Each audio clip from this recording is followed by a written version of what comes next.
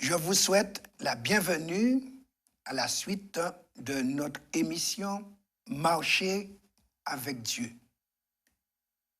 Que le Seigneur soit loué et béni pour vous avoir accordé la grâce de la vie, comme à moi aussi, et qu'il nous accorde aussi le pouvoir de la vie spirituelle pour marcher avec lui comme Enoch. Dieu nous fait des promesses et nous pouvons nous appuyer sur son bras tout-puissant. Il est capable. Retenons ceci. Il est capable. Nous allons prier à ce Dieu capable qui veut aussi nous rendre capables de marcher jusqu'au bout. Nous t'invitons, notre Père et notre Dieu, à nous instruire encore, à nous inspirer, à nous fortifier pour que dans notre être intérieur, nous ayons ce désir de marcher avec toi, que tu puisses faire de nous des déterminés. Et puisque c'est toi qui fortifies, donne-nous, Seigneur, de garder les yeux fixés sur le but et d'avancer avec toi. Conduis-nous encore dans l'étude de ta parole. Nous prions au nom de Jésus. Amen. Celui qui veut marcher avec Dieu doit décider de suivre des sentiers droits, puisque Dieu, il est droit. Et ces sentiers sont droits. Marcher avec Dieu, c'est choisir de suivre ces sentiers. Même si c'est difficile, mais comme il nous soutient avec sa droite triomphante, nous pourrons arriver jusqu'au bout. Nous avons un modèle. Dieu va choisir un homme après Enoch pour pouvoir, après Enoch, après Noé, il va choisir un autre homme. Il s'agit d'Abraham. Dans Genèse 18, versets 18 et 19, à partir de ce modèle, Dieu va définir une famille de marcheurs. Il est déclaré, Abraham deviendra certainement une nation grande et puissante. Et en lui seront bénies toutes les nations de la terre. Voici le grand projet universel de Dieu. Dieu choisit un homme comme un grain qu'il plante, à partir duquel il va faire un arbre. Et il dit pourquoi et comment. Car je l'ai choisi afin qu'il ordonne à ses fils et à sa maison, après lui, de garder la voie de l'Éternel en pratiquant la droiture et la justice, et qu'ainsi, l'Éternel accomplisse en faveur d'Abraham les promesses qu'il lui a faites. Nous voyons donc, chers téléspectateurs, qu'Abraham devait être le père des hommes et des femmes marchant droit.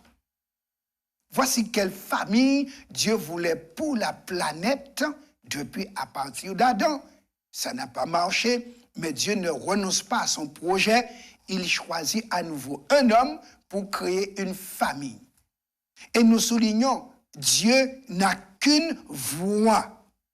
Et c'est important de le dire, parce qu'il a dit que Abraham et ses descendants allaient suivre la voie de Dieu. Effectivement, si on doit marcher droit, on ne peut pas prendre deux voies à la fois. D'ailleurs, nous n'avons que deux pieds. Et il faut deux pieds pour aller sur un seul sentier. Sur le plan spirituel, c'est pareil.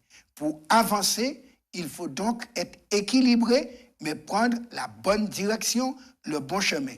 Et Dieu va nous indiquer son chemin, tout comme il l'a indiqué à Abraham, le père des croyants. Voici le témoignage que Dieu rend d'Abraham. Après sa mort, Dieu va choisir Isaac, son fils, comme postérité pour poursuivre leur projet. Et dans Genèse 26, versets 1 à 5, nous lisons ce qui suit. Il y eut une famine dans le pays, outre la première famine qui eut lieu du temps d'Abraham. Et Isaac alla vers Abimelech, roi des Philistins, à Guérar. L'Éternel lui apparut et dit, « Ne descends pas en Égypte, demeure dans le pays que je te dirai. Séjourne dans ce pays-ci, je serai avec toi, et je te bénirai, car je donnerai toutes ces contrées à toi et à ta postérité, et je tiendrai le serment que j'ai fait à Abraham, ton père. Je multiplierai ta postérité comme les étoiles du ciel. Je donnerai à ta postérité toutes ces contrées, et toutes les nations de la terre seront bénies en ta postérité. Pourquoi? Parce qu'Abraham a obéi à ma voix et qu'il a observé mes ordres, mes commandements, mes statuts et mes lois. Et Isaac resta à Guérar. Nous soulignons, chers téléspectateurs, que Dieu dit au fils d'Abraham que son papa avait observé ses ordres, ses commandements, ses statuts et ses lois. Il avait reçu ses directives verbalement. Abraham n'avait pas écrit sur un parchemin ce que Dieu lui avait dit, parce qu'Abraham marchait avec Dieu. Il était un ami de Dieu et Dieu discutait avec lui bouche à bouche. On a vu que Dieu a eu l'occasion de manger un veau avec Abraham, et en face à face. Et c'est pourquoi il a dit à cette occasion, cacherai-je à Abraham ce que je vais faire? Donc, Dieu conversait en direct avec Abraham, parce que Abraham lui plaisait, parce qu'il observait ses ordres, ses commandements, ses statuts et ses lois. Les chrétiens, aujourd'hui, sont des greffés sur Abraham. Et si nous sommes des greffés sur Abraham d'après le projet divin, il nous faudrait marcher sur les traces d'Abraham. Nous lisons dans Romains 11, versets 11, 12 et versets 16 à 18, ce que l'apôtre Paul explique. Je dis donc, est-ce pour tomber qu'ils ont bronché? Loin de là. Or, par leur chute, le salut est devenu accessible aux païens afin qu'ils fussent excités à la jalousie. Or, si leur chute a été la richesse du monde et leur amoindrissement la richesse des païens, combien plus en sera-t-il ainsi quand ils se convertiront tous? Or, si les prémices sont saintes, la masse l'est aussi. Et si la racine est sainte, les branches le sont aussi. Mais si quelques-unes des branches ont été retranchées, et si toi, qui étais un olivier sauvage, tu as été hanté à leur place et rendu participant de la racine et de la graisse de l'olivier, ne te glorifie pas aux dépens de ces branches. Si tu te glorifies, sache que ce n'est pas toi qui portes la racine, mais c'est la racine qui te porte. Ainsi donc, chers téléspectateurs, par le baptême, les non-juifs, vous et moi, nous sommes greffés sur le peuple juif, le peuple d'Israël, et ainsi nous devenons israélites. Il y a devant Dieu un seul arbre, un tronc et des branches, mais de la même nature. Dans Galates 3, versets 26 à 29, voici ce que l'apôtre Paul explique, comment le greffage est fait par Dieu. Car vous êtes tous fils de Dieu par la foi en Jésus-Christ. Vous tous qui avez été baptisés en Christ, vous avez revêtu Christ. Il n'y a plus ni juif ni grec, il n'y a plus ni esclave ni libre, il n'y a plus ni homme ni femme, car tous vous êtes un en Jésus-Christ. Or, Jésus est juif. Et si c'est Jésus qui vit en moi, Jésus vit la vie juive. Et l'apôtre dit, et si vous êtes à Christ, vous êtes donc la postérité d'Abraham, héritier selon la promesse. Si vous êtes à Christ, vous êtes la postérité d'Abraham. Donc, juif spirituel, même si on ne l'est pas de biologie.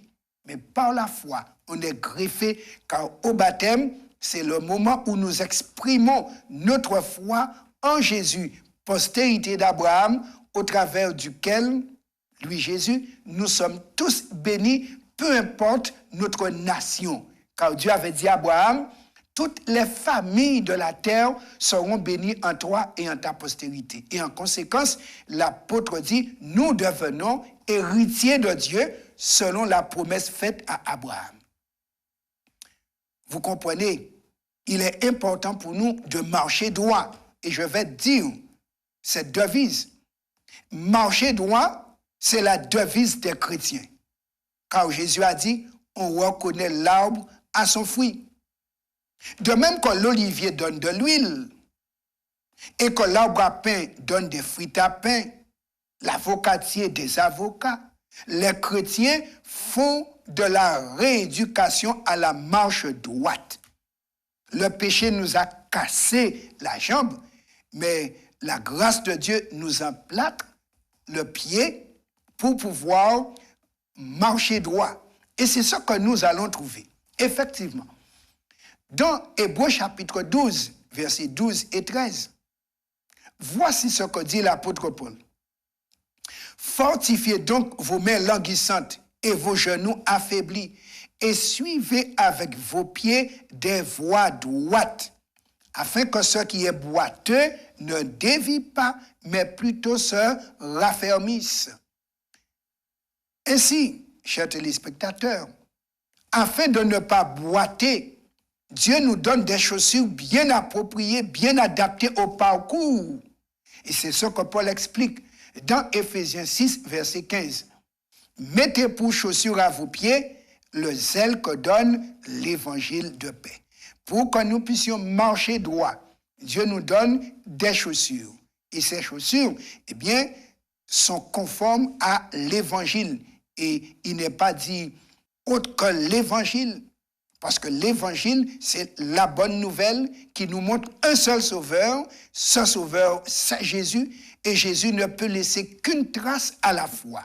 Les chrétiens suivent Jésus à la trace et ils mettent leurs pas dans les pas de Jésus et ils marchent à la vitesse de Jésus, dans la même direction que Jésus pour aboutir où Jésus est. Et Jésus l'a dit, là où je suis, là aussi sera mes serviteurs.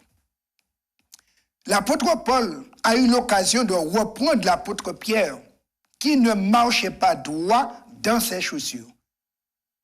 Dans Galates 2, versets 11 à 14, il dit, « Mais lorsque Céphas, qui est l'apôtre Pierre, vint à Antioche, je lui résistai en face parce qu'il était répréhensible. » Oui, il faut redresser ce qui est boiteux. En effet, avant l'arrivée de quelques personnes envoyées par Jacques, il mangeait avec les païens. En effet, avant l'arrivée de quelques personnes envoyées par Jacques, Jacques, c'est le premier, on peut dire le premier pilier de l'Église, c'est le grand frère de Jésus, et c'est lui qui, eh bien, va prendre la direction de l'Église. On nous dit, quand ces personnes furent venues, l'apôtre Pierre s'esquiva et il se tint à l'écart par crainte des circoncis. Avec lui, les autres Juifs usèrent aussi de dissimulation, en sorte que Barnabas même fut entraîné par leur hypocrisie. Mauvaise manière de marcher.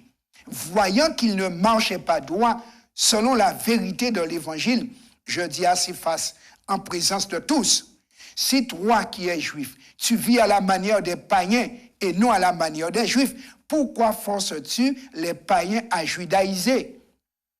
Donc, chers téléspectateurs, nous comprenons que si l'apôtre Paul a repris publiquement et devant tous l'apôtre Pierre par rapport à la marche chrétienne, on comprend qu'il peut nous arriver de boiter, de dévier, mais rapidement, l'évangile est là pour nous remettre debout, nous remettre droit, pour continuer à marcher droit. Il est donc très important pour le dirigeant de marcher droit, car il est regardé et il est suivi par les membres. Il montre l'exemple. Jésus a été le parfait modèle dans la marche et il veut que vous et moi, nous puissions tous le suivre pas à pas, car Jésus ne peut tromper personne. Suivons Jésus et nous arriverons où il est, car il est le chemin, la vérité et la vie. Prions.